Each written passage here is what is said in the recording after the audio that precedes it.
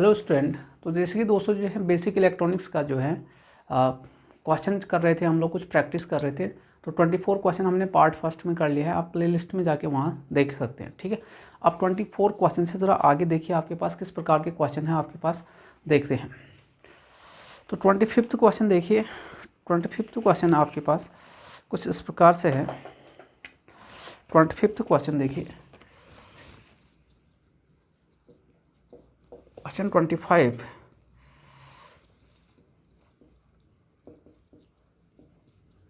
Which of the following is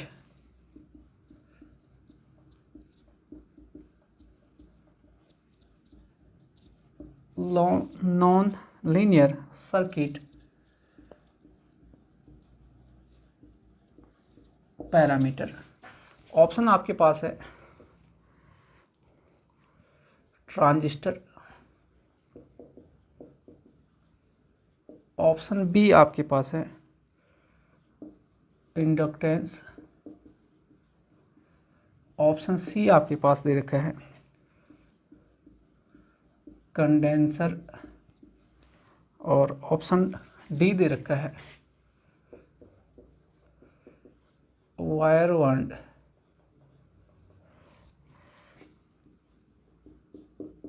register.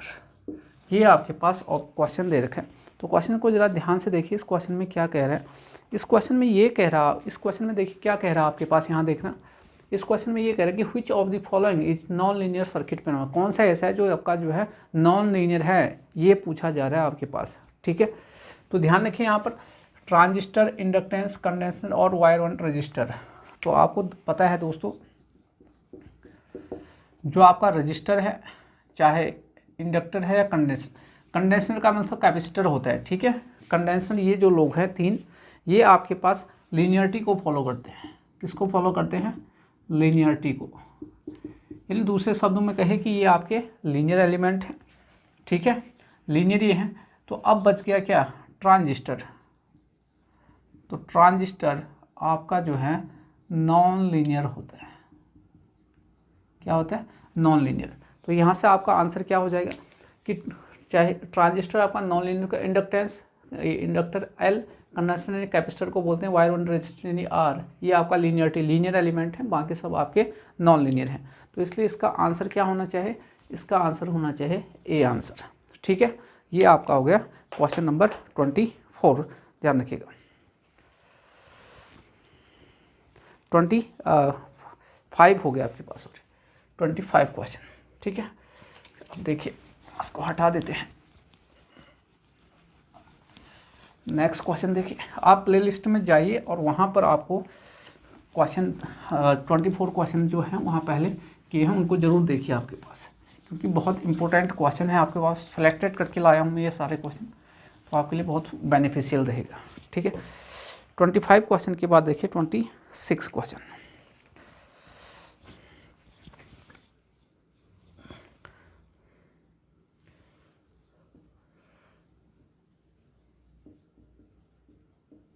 An amplifier has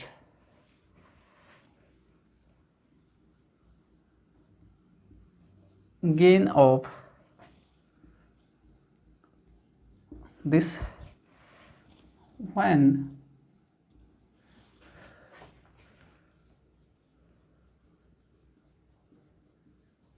expressed in decibel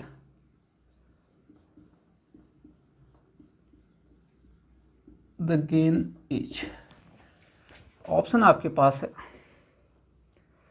100, B 100, सी आपके पास दे रखा है 80, D आपके पास 40। ये आपको दिया हुआ है।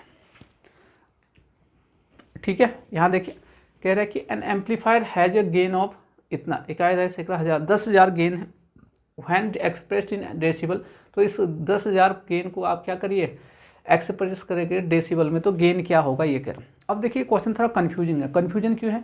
क्योंकि आपको यहाँ पर मेंशन नहीं है कि कौन से गेन के बारे में कह रहा है, वोल्टेज गेन कह रहा है, पावर गेन कह रहा है या करंट गेन। तो जब आपको पास मेंशन ना हो कि कौन सा वाला गेन है तो आप मानिए हमेशा वोल्टेज गेन मान के ही आप जो है क्वेश्चन सॉल्व करोगे।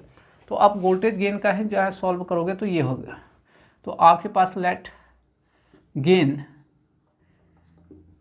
बराबर जी है और इसको लेते हैं, इसको कितना दिया है, ए दिया है 1 2 3 4। अगर डेसिबल में अगर मैंने कहा था कि आपके पास जब तक मेंशन नहीं है आप तब तक वोल्टेज को ही मानिए गेन, ये आपके पास हो गया।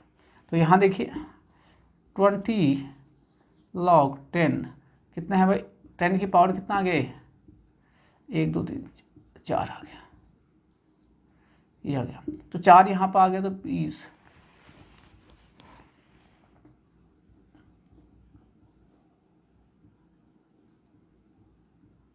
सेम बेस पे इसका मान 1 हो गया, ये तो आपके पास 1 हो गया। तो कितना आ गया 80। तो आपका ये जेड डेसिबल में कितना आ गया, आपका 80 आ गया, 80 आ गया। तो आपके पास ये आंसर है। अच्छा अगर पावर गेन का दिया होता तो पावर गेन का तब फॉर्मूला आप यहाँ पे होता, तब आपका डेसिमल पावर गेन में ये होता 10 log 10 की पावर 4, तब आपका आंसर 40 आता। लेकिन आपके पास यहाँ मेंशन नहीं है, मेंशन बिल्कुल भी नहीं है कि आपके पास कौन सा है, वोल्टेज गेन है, करंट गेन है, पावर गेन। तो आप यहाँ पर हमेशा वोल्टेज गेन लेके ही क्वेश्चन सॉल्व करने वाले जब तक आपको मेंशन नहीं किया गया। ठीक है, तो इसका आंसर क्या होगा 80, तो सी आंसर हो गया। ठीक है, इतना आपको ध्यान रखें, नोट कर लिया।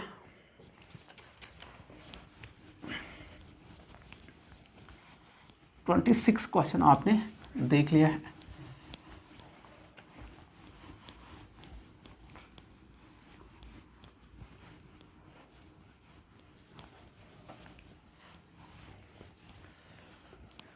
नेक्स्ट क्वेश्चन देखिए दोस्तों, 27 क्वेश्चन। 27 क्वेश्चन देखिए,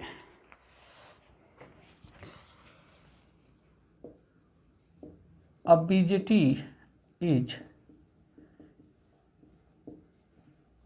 said to be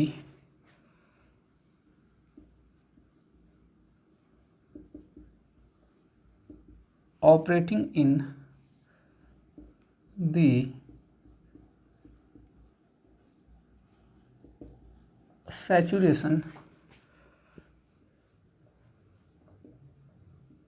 region if A कह रहा है both the junction are forward bias, FB का मतलब forward bias, B both the junction are reverse bias, C option देखिए BE junction is reverse bias and junction is forward bias, D देखिए BE junction is forward bias and BC junction is reverse bias. ये आपके पास question है। Question देखिए 27 क्या कह रहा है। इस क्वेश्चन में ये कह रहा है कि A BJT is said to be operating in the saturation region. Saturation region में आपका बीजेटी है तो क्या होगा ये पूछ रहा है कि आपके पास क्या होगा इन जंक्शन की कहां से। देखिए जब बीजेटी है चाहे एनपीएन है या पीएनपीएन है,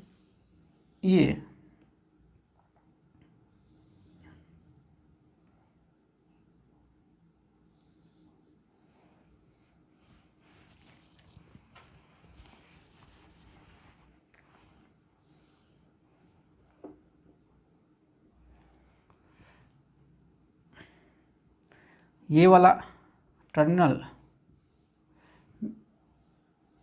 इसे बोलते हैं एमीटर, इसे बोलते हैं कलेक्टर और इसे बोलते हैं बेस, ध्यान रखिए। तो ये वाला जंक्शन जो कहलाता है ये, और जेसी, ये जंक्शन। तो 2 जंक्शन होते हैं बीजेटी में। सपोज के लिए मेरा एनपीएन है, एनपीएन ले रहा हूँ मैं सपोज के लिए, तो ये जंक्शन है आपके पास। तो अगर ये सैचुरेशन में आपके पास ये बोला तो आपके पास सैचुरेशन का मतलब होता है ये दोनों जंक्शन, कौन सा जंक्शन, जेई जंक्शन। कौन से जेई जंक्शन किसके बीच है, एमिटर और बेस के बीच में। जेसी जंक्शन किसके बीच में, कलेक्टर और बेस पे। तो जेई जंक्शन और जेसी जंक्शन दोनों को ही आपके पास सैचुरेशन कंडीशन में क्या होना चाहिए, फॉरवर्ड बायस होना चाहिए। अगर यही आपका एक्टिव होता तो जेई जंक्शन आपका क्या होता है, फॉरवर्ड बायस, और आपका जेसी जंक्शन रिवर्स बायस होता। अगर आपके पास ये आपका क्या होता है, कट ऑफ में होता है, तो कट ऑफ में आपका क्या होता है, दोनों जंक्शन जेई और जेसी रिवर्स बायस होते हैं। ठीक है, ये बात ध्यान रखो। तो सैचुरेशन में क्या है कि दोनों के दोनों जंक्शन, चाहे जेई हो या जेसी हो, दोनों ही क्या होना चाहिए, दोनों को ही आपको जो है फॉरवर्ड बायस में होना चाहिए। क्या होना चाहिए, दोनों ही आपके पास फॉरवर्ड बायस में होना चाहिए।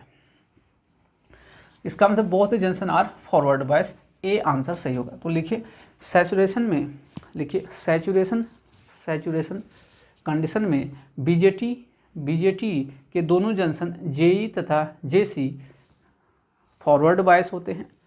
पॉइंट नंबर 2 लिखिए एक्टिव मोड में बीजेटी का जेई जंक्शन फॉरवर्ड बायस होता है और जेसी जंक्शन क्या होता है, रिवर्स बायस होता है। ठीक, और कट ऑफ मोड में क्या होता है, जेई जंक्शन रिवर्स बायस होता है और जेसी जंक्शन वो भी आपका रिवर्स ही होता है। ठीक है, कट ऑफ में।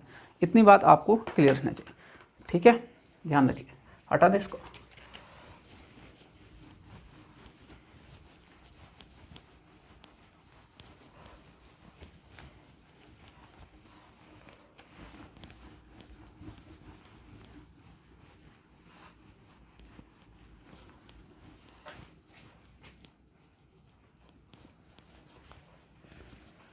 ट्वेंटी 28 क्वेश्चन देखते हैं।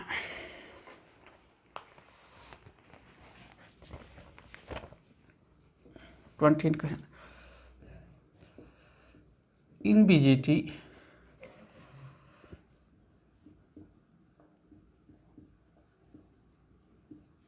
the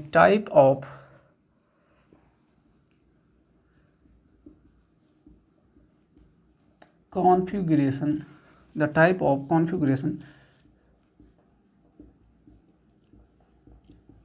which will give both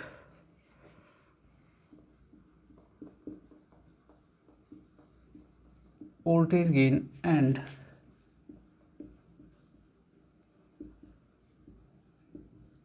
current gain each। Option देखिए, सी है, बी ऑप्शन है, सी है, सी ऑप्शन है, सी बी है, डी ऑप्शन है नोट। ये आपके पास क्वेश्चन दिया गया है। ठीक है, इतना आपके पास क्लियर है। ये कह रहा है कि BJT bipolar junction transistor the type of conference, इसमें से कौन सा ऐसा कॉन्फ़िगरेशन है, कह रहा है जो दोनों वोल्टेज गेन और करंट गेन देता है, कह रहा है।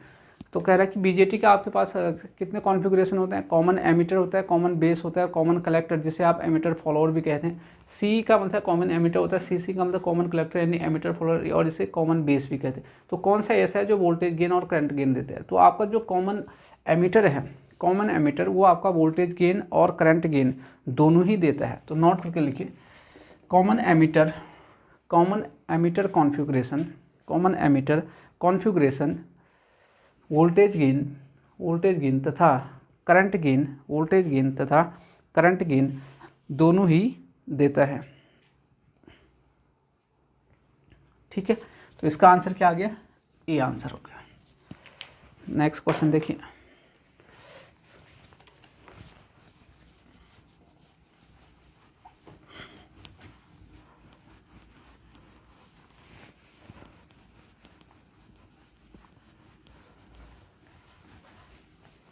ट्वेंटी 28 क्वेश्चन हो गए हैं। 29 क्वेश्चन देखिए,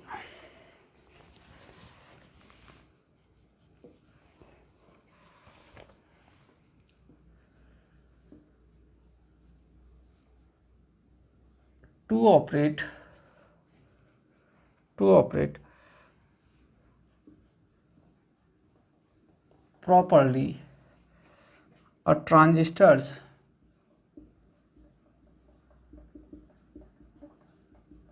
transistors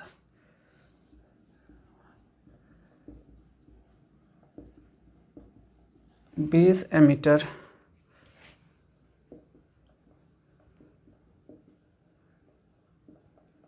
junction must be forward biased with reverse bias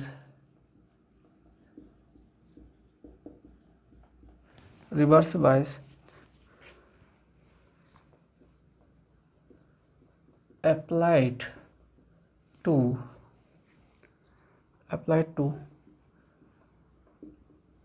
which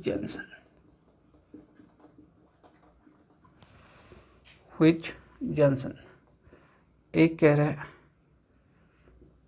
पहला ऑप्शन कह रहा है बेस एमिटर, दूसरा ऑप्शन कह रहा है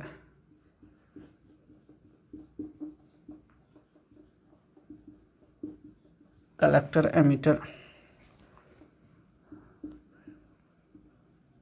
बेस कलेक्टर, और डी ऑप्शन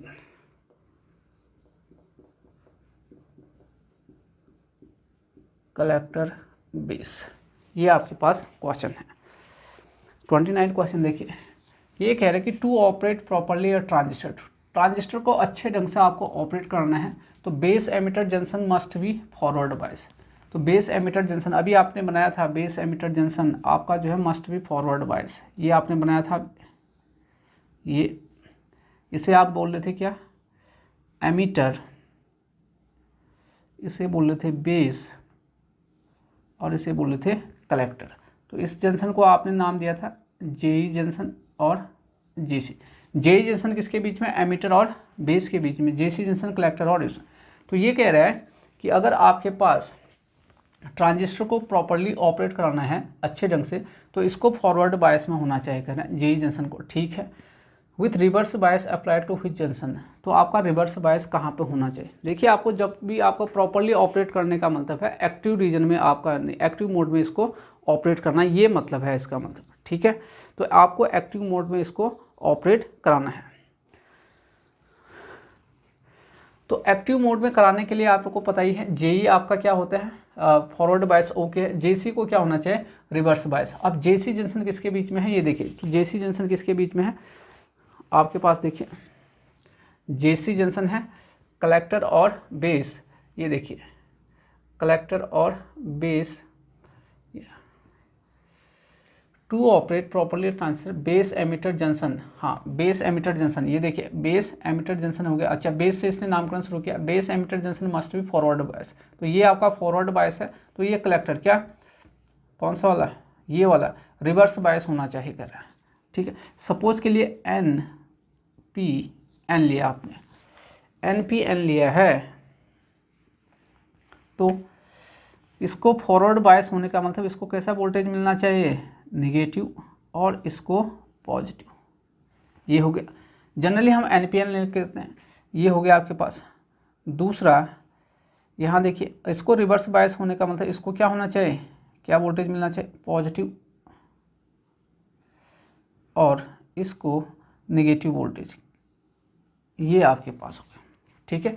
ये आपके पास हो गया कि आपके पास, तो ये वाला जंक्शन जेसी जंक्शन को क्या होना चाहिए, रिवर्स बायस होना चाहिए। अब यहाँ देखिए इसका नामकरण करने का स्टाइल देखिए, बेस एमिटर लिखा है इसने, तो यहाँ देखिए इसने क्या लिखा है, पहले बेस एमिटर लिखा है, यहाँ देखिए नामकरण करने का स्टाइल बेस एमिटर, यानी यहाँ पर इसने पहले बेस लिखा है फिर एमिटर लिखा है, तो बेस एमिटर, तो बेस को आधार मान के यहीं से है जंक्शन मस्ट फॉरवर्ड, तो रिवर्स बायस भी क्या होगा ये आपको पूछा है। तो आप यहाँ भी आपको किससे मानोगे, किससे मानोगे, बेस से ही मानोगे। तो बेस क्या होगा, कलेक्टर, तो बेस कलेक्टर आना चाहिए। देखिए इसने कलेक्टर बेस भी दिया और बेस कलेक्टर भी दिया, तो नामकरण बिल्कुल जैसा दिया है उसी के आधार पर आपको लिखना है। तो इसका आंसर क्या होगा, बेस कलेक्टर।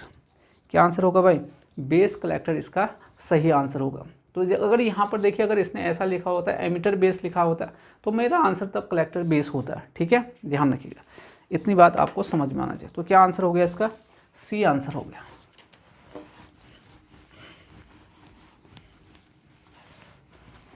ट्वेंटी 29 क्वेश्चन आपने कर लिए हैं। अब आइए ज़रा 30 क्वेश्चन में, जरा 30 क्वेश्चन की ओर देखते हैं।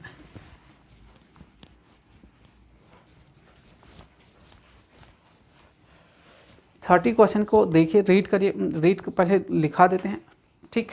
फिर question 30,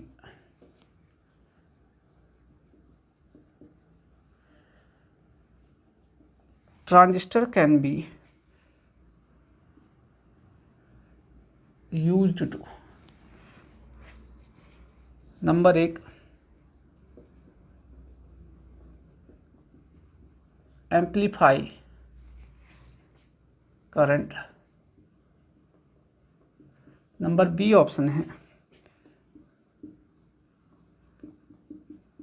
amplify voltage, option C है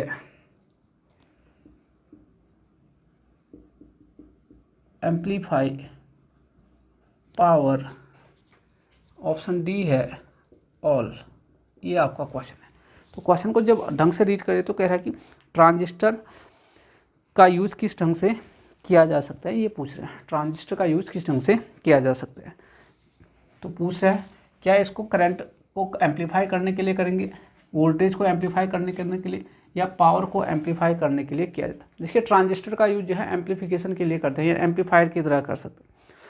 तो एम्पलीफाई में आपका वोल्टेज को भी, करंट को भी, और किसको, पावर, तीनों को क्या करता है, एम्पलीफाई करता है। तो इसका आंसर क्या हो गया, डी हो गया। तो लिखिए, तो आप कहोगे वोल्टेज, करंट और पावर तीनों को एम्पलीफाई करने के लिए जो है ये ट्रांजिस्टर का यूज करते हैं, ठीक है। 30 क्वेश्चन आपके पास ये हो गया। 31 देखिए,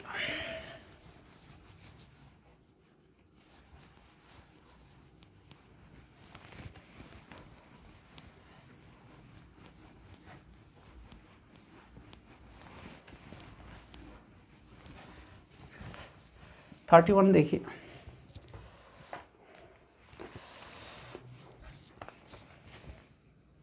31 क्या कह रहा है,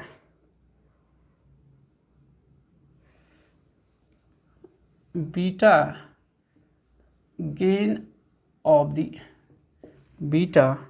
the transistor signifies, beta gain of the transistor signifies a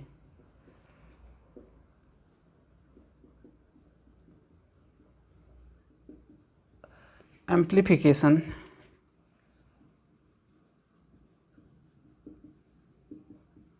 capability of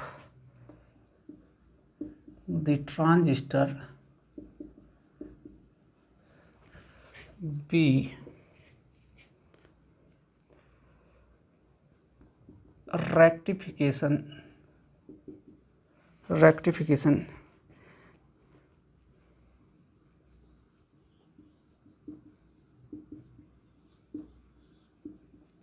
capability of the transistor,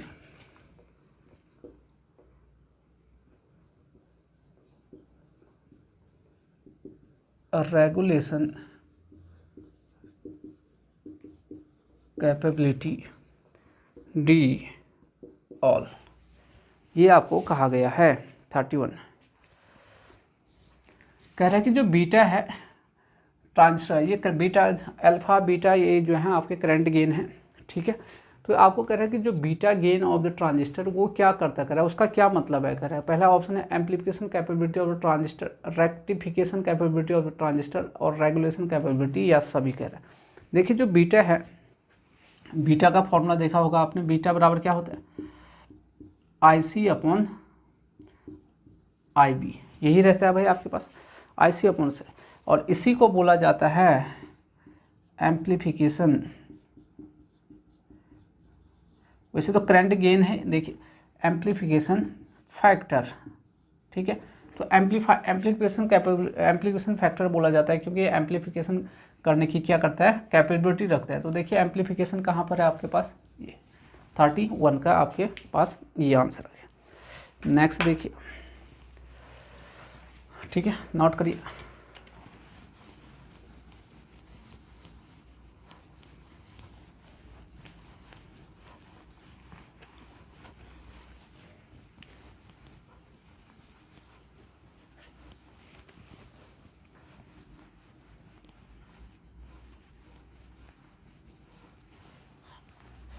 31, 32 देखते हैं, 32 की ओर आई।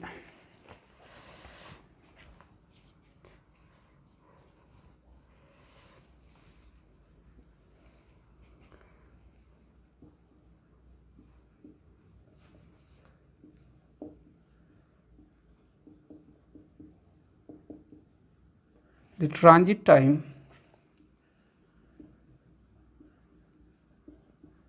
of the current carriers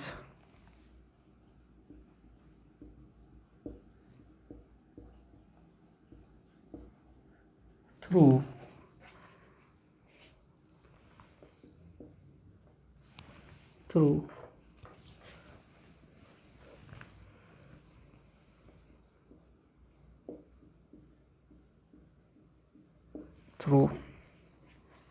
the channel of an FET decides its, option लिखिए switching,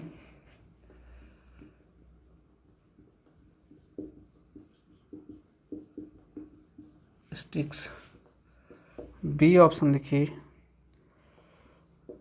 on off characteristic, C option लिखिए dynamic characteristic, D option लिखिए load characteristic. Load characteristic ये कह रहा है। देखिए, the transit time of the current carriers through the channel of FET decides, क्या करता है कह रहा है। तो ट्रांजिट टाइम होता है करंट का, कहाँ से, जो चैनल के थ्रू, जो चैनल के through, the transit time of the current carriers through the channel of an FET। तो ट्रांजिट टाइम आपका जो FET का है वो किसके बारे में बताता है, ये कह रहा है। ठीक है, तो देखिए आपका जो ट्रांजिट टाइम है, लिखिए पहले तो ट्रांजिट टाइम के बारे में लिखिए। ट्रांजिट टाइम, ट्रांजिट टाइम लिखिए। ट्रांजिट टाइम के बारे में एक पॉइंट लिखिए। ट्रांजिट टाइम लिखिए, transit time is the time, transit time is the time required for a charge carriers, required for a charge carriers to cross the channel, to cross the channel, to cross the channel region from source to drain region, source to drain region, drain region। तो क्या बताया हमने, transit time वह time होता है जिसमें कि charge carrier कहाँ चैनल को क्रॉस करने में जितना समय लेता है, कहाँ से कहाँ जाता है, सोर्स से ड्रेन की ओर जाने में जितना आपका टाइम लग रहा है, क्रॉस करने में जितना टाइम है, उसे बोलते हैं ट्रांजिट टाइम। ठीक है, यदि आपका क्या किया, पॉइंट नंबर नोट करके, यदि ट्रांजिट टाइम बहुत ही, यदि ट्रांजिट टाइम स्मॉल होगा तो FET ऑपरेशन फास्ट होगा, FET ऑपरेशन क्या होगा, फास्ट होगा। तो इसका मतलब क्या हुआ कि ट्रांजिट टाइम किसको डिसाइड कर रहा है, ये स्विचिंग, जो फास्ट स्लो है वो सब ये स्विचिंग से रिलेटेड है। तो इसका मतलब ये हुआ कि ट्रांजिट टाइम कौन से करेक्टरिस्टिक को शो कर रहा है, स्विचिंग करेक्टरिस्टिक को क्या कर रहा है, डिसाइड कर रहा है। समझ गए। तो ट्रांजिट टाइम क्या होता है कि इलेक्ट्रॉन को कहाँ से, सोर्स से ड्रेन को जाने में, जो चैनल को पार करने में जितना समय लगता है उसे क्या बोलते हैं, ट्रांजिट टाइम बोलते हैं। ट्रांजिट टाइम जितना कम होगा उतना ही आपका FET फील्ड इफेक्ट ट्रांजिस्टर उतना ही क्या होगा, फास्टर होगा। तो ठीक, तो इसका मतलब स्विचिंग करेक्टरिस्टिक को क्या कर रहा है, डिसाइड कर रहा है। ठीक है भाई, इतनी बातें आपको क्लियर होगी।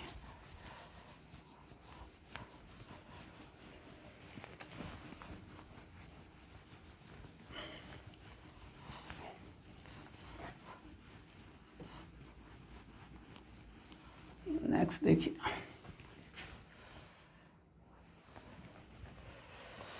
थर्टी 32 हो गया, या 33 क्वेश्चन की ओर आइए।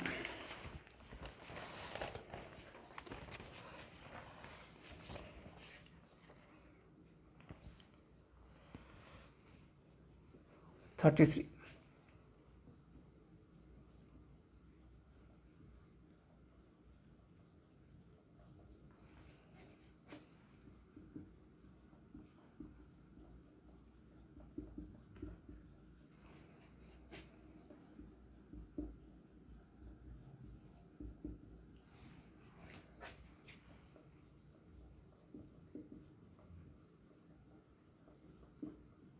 Is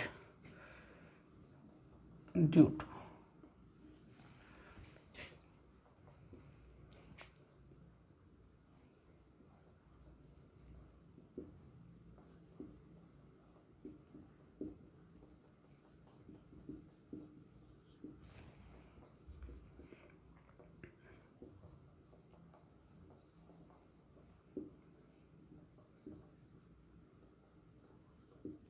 changes in beta which increases the temperature। ये इंक्रीज का साइन है, ठीक है।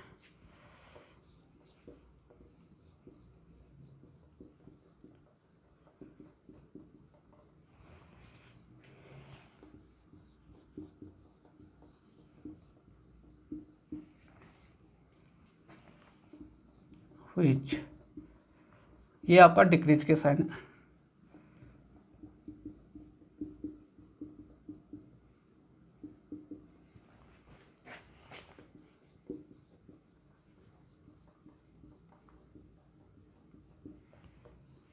डी ऑप्शन है।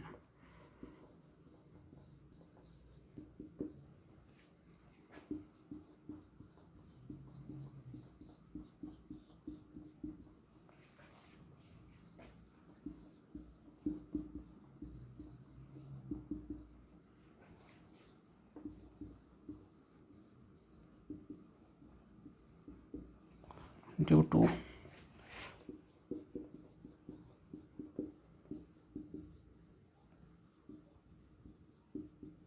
टेम्परेचर, ये आपके पास ये है, ठीक है।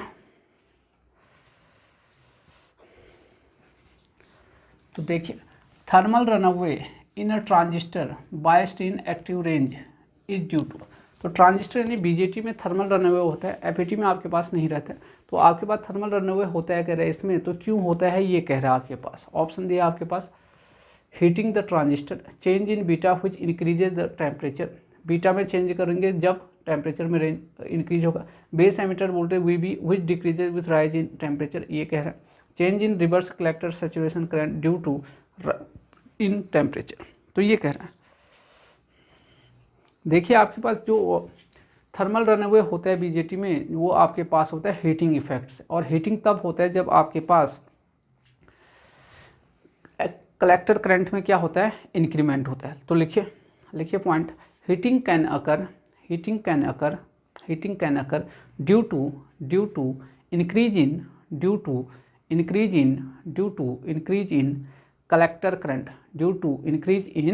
कलेक्टर करंट, करंट, ठीक है। तो आपको ध्यान रखिए, थर्मल रनअवे आपके पास होता है ये हीटिंग दी ट्रांजिस्टर। तो हीटिंग फिनोमेना के कारण ही आपका थर्मल रनअवे होता है बीजेटी में। एफईटी में ये वो चीज़ नहीं रहता है, ठीक है, क्योंकि एफईटी में आपका कोई लीकेज करंट इस नाम का कोई चीज़ होता है। हटा दें इसको। 33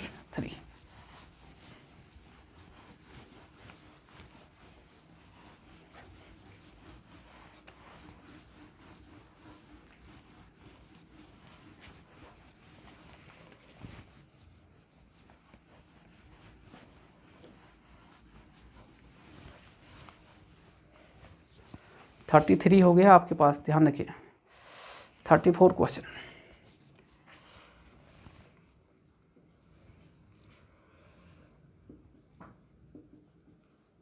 डायोड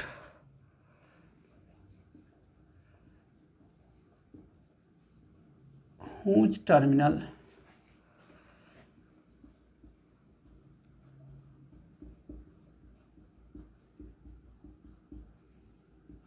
are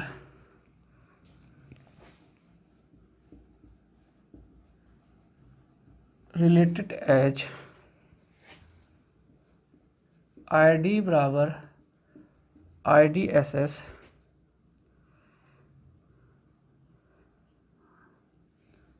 इसने क्या दिया क्वेश्चन में, ये दिया है IS E V upon VT where IS is reverse saturation current, reverse saturation current, and Vt is thermal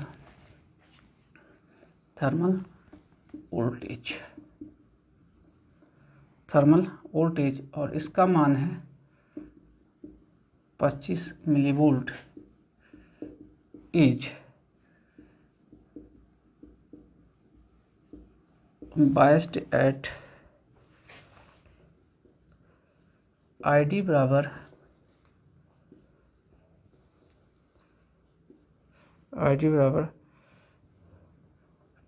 2 milli ampere. It's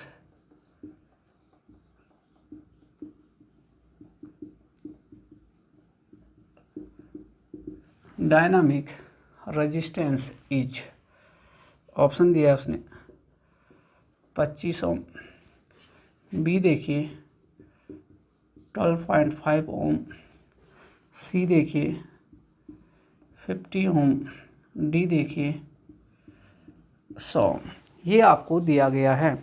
आपको पहले मैं क्वेश्चन समझा देता हूँ क्या है करके, ठीक है ना।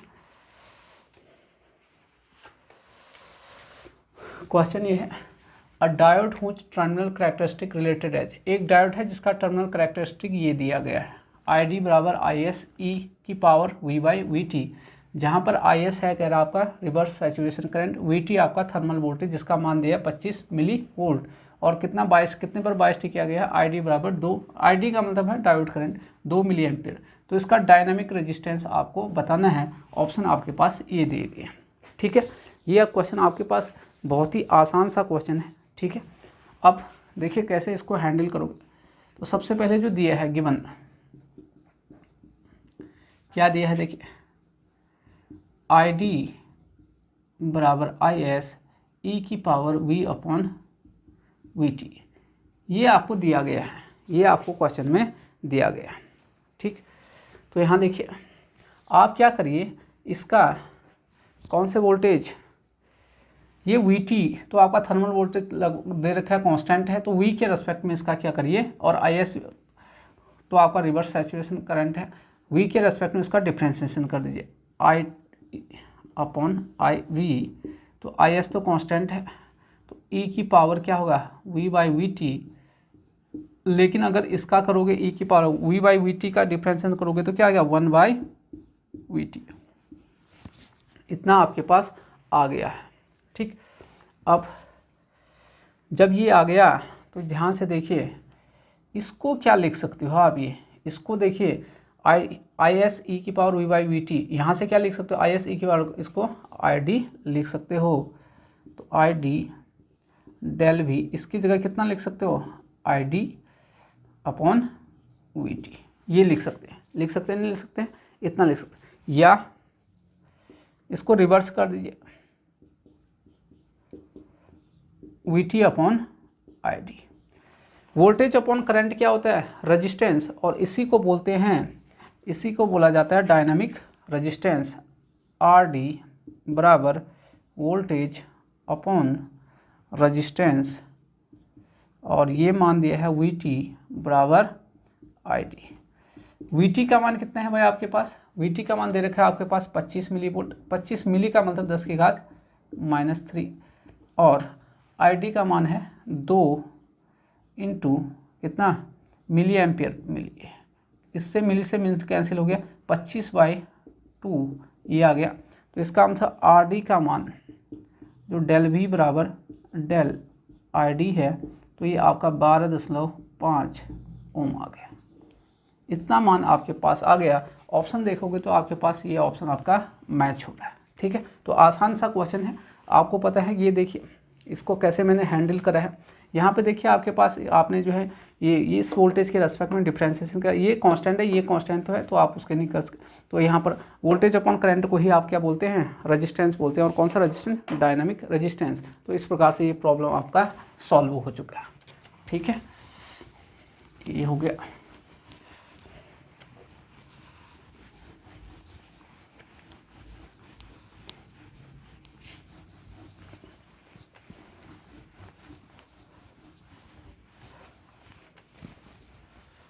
नेक्स्ट क्वेश्चन की ओर रुक करिए।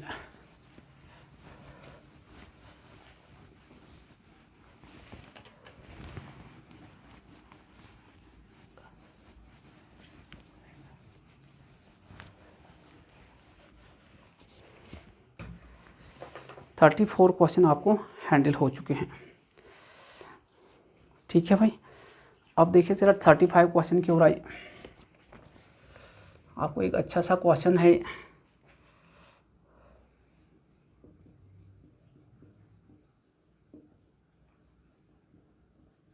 Assuming that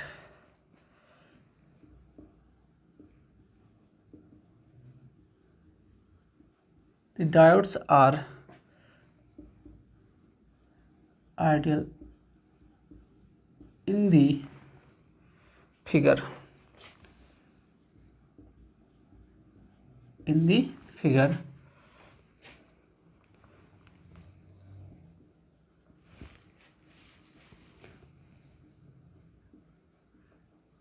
the current in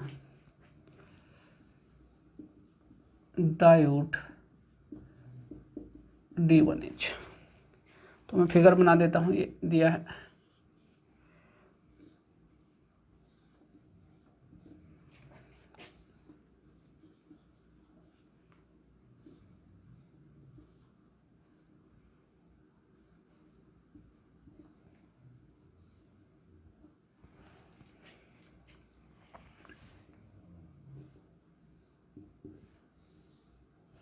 ये आपके पास है 5 वोल्ट 1 किलो ओम। ये आपको D1 डायोड दे रखा है, ये 1 किलो ओम, और ये डायोड D2 और ये 8 वोल्ट ये दिया है। तो आपको इसमें आपको डायोड D1 में करंट का मान पूछ रहा है आपके पास, ठीक है। डायोड D1 में आपको करंट का मान पूछा जा रहा है। तो आपको ये कह रहा है कि ये डायोड कैसे है, आइडियल डायोड का मतलब ये होता है जैसे ही आपने सप्लाई दिया वैसे ही आपका ऑन हो गया, उसे बोलते हैं आइडियल डायोड, ये बोला जाता है, ठीक है। तो आपके पास ये एक प्रॉब्लम है और आपको पूछा है कि इसमें कितना करंट होगा। ऑप्शन भी लिख लेते हैं। ऑप्शन आपके पास देखिए, ऑप्शन ए है 8 milli ampere, B 5 milli ampere, C 0 milli ampere और डी -3 मिली एम्पियर। ये आपको दिया गया है आपके पास इस इस क्वेश्चन में आपके पास कि तो आपको इस प्रकार की प्रॉब्लम को क्या करना है, कैसे है। तो इस प्रॉब्लम को हैंडल करने के लिए आपको एजम्पशन मानते हैं। एजम्पशन क्या मानेंगे, तो ये मानोगे कभी कोई ये डायोड ऑन है, आपको एक बार पहले गैस वर्क करना पड़ेगा कि कौन सा डायोड आपके पास ऑन है कौन सा ऑफ, ठीक। मान लीजिए आप दोनों डायोड आपके ऑन है सपोज के लिए। अगर आपके पास पहले देखिए डायोड में क्या क्या जानते हो भाई, करंट हमेशा एनोड से कैथोड फ्लो होता है, ये बात ध्यान रखिएगा।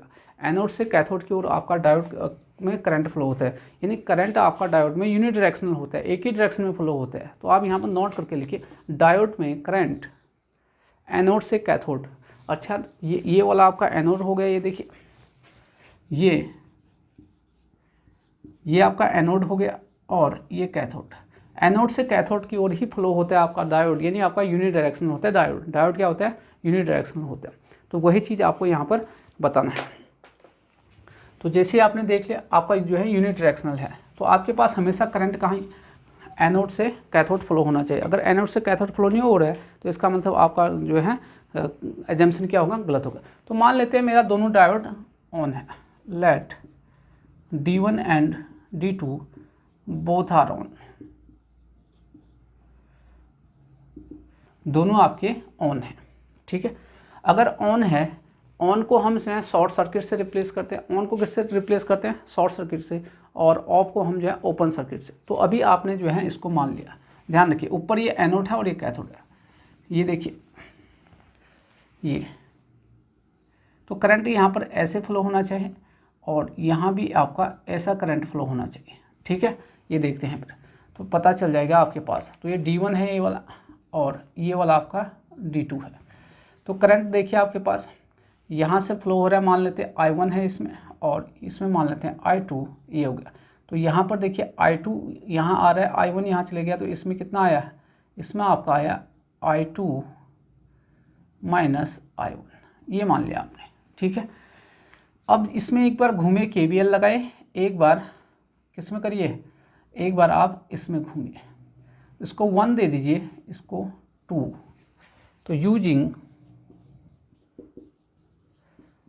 KVL इन लूप फर्स्ट, तो लूप फर्स्ट में घूमोगे तो I1 का मान कितना आएगा आपके पास, घूमिए तो आपका 5 मिली एम्पियर आ गया। सिमिलरली आप यहाँ पर आइए,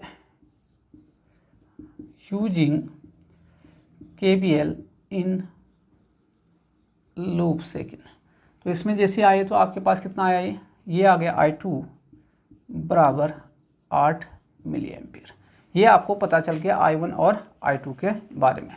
अब देखिए इस वाले ब्रांच में जो करंट जा रहा है, ये जा रहा है I2 माइनस I1, आपके पास ये आ रहा है, ठीक है। तो I2 माइनस I1 इस वाले ब्रांच में आ रहा है, तो I2 माइनस I1 कितना होगा भाई, I2 माइनस I1 बराबर हो गया 8 माइनस 5 बराबर 3 मिली एम्पियर। कितना हो गया, 3 मिली एम्पियर। अब ध्यान रखिए प्लस में आ रहा है, प्लस में आ रहा है तो इसका मतलब ये डायरेक्शन चेंज नहीं होगा, डायरेक्शन आपका ऊपर ही होगा। जबकि करंट कहाँ फ्लो होना चाहिए था, एनोड से कैथोड, क्योंकि एनोड ऊपर था और कैथोड, और यहाँ कहाँ से फ्लो रहा है, कैथोड से एनोड। इसका मतलब ये वाला केस तो संभव नहीं है, ऐसा केस पॉसिबल नहीं है। यहाँ पर आपका कैथोड से एनोड ऐसा था, इस वाले में ये है आपके पास यहाँ, तो ये आपके पास ये नीचे कैथोड है और ऊपर एनोड है। करंट यहाँ से यहाँ फ्लो होना चाहिए, लेकिन यहाँ पे देखिए ये 3 मिली एम्पियर है, वो भी प्लस का आ रहा है, तो प्लस का है तो मतलब ठीक है। आप अगर ये माइनस का आता तो मैं मानता कि हाँ नीचे आ रहा है, डायरेक्शन रिवर्स कर देते। इसका मतलब ये वाला को क्या होता है, ये तो ऑन नहीं है, यानी ये आपका ऑफ है, जो तुमने माना था वो गलत हो गया। D2 देखिए भाई, D2 में देखिए, D2 में जो करंट है यहाँ देखिए, D2 में करंट I2 का मान कितना आ रहा है, 8 मिली एम्पियर, प्लस का ही आ रहा है। इसका मतलब जो डायरेक्शन माना है वो सही है, और D2 भी आपका क्या है, ऊपर से नीचे ही है, इसका मतलब एनोड से कैथोड फ्लो हो रहा है, तो इसका मतलब D2 आपका ऑन है और D1 क्या है, ऑफ। तो लिखिए क्योंकि D1 में करंट कैथोड से एनोड की ओर फ्लो हो रहा है, जो कि आपका पॉसिबल नहीं है, इसलिए D1 ऑफ होगा। D1 क्या होगा, ऑफ। तो ऑफ जब ऑफ होगा तो आप इसको किससे रिप्लेस करोगे, किससे रिप्लेस कर दिया, ओपन सर्किट से। तो ओपन सर्किट हो गया तो इसका मतलब जिस डायोड D1 में करंट फ्लो होगा नहीं होगा। ओपन सर्किट में तो करंट का मान क्या होता है, 0, इसलिए आपका इसका आंसर हो गया 0 मिली एम्पियर। आपके पास ये राइट आंसर होगा। तो ये आसान है, आपने एजम्पशन करना है, क्या करना है, एजम्पशन करना है, और उसके बाद देखना है कि आपके पास जो कॉन्सेप्ट है कि करंट कहाँ, एनोड से कैथोड ही फ्लो होना चाहिए, क्योंकि करंट आपका डायोड में यूनिडायरेक्शनल फ्लो होता है। ठीक है भाई, ये तो बहुत ही आसान से क्वेश्चन है बिल्कुल, जो आपके पास एग्जाम पॉइंट ऑफ व्यू से वेरी वेरी इंपॉर्टेंट क्वेश्चन है।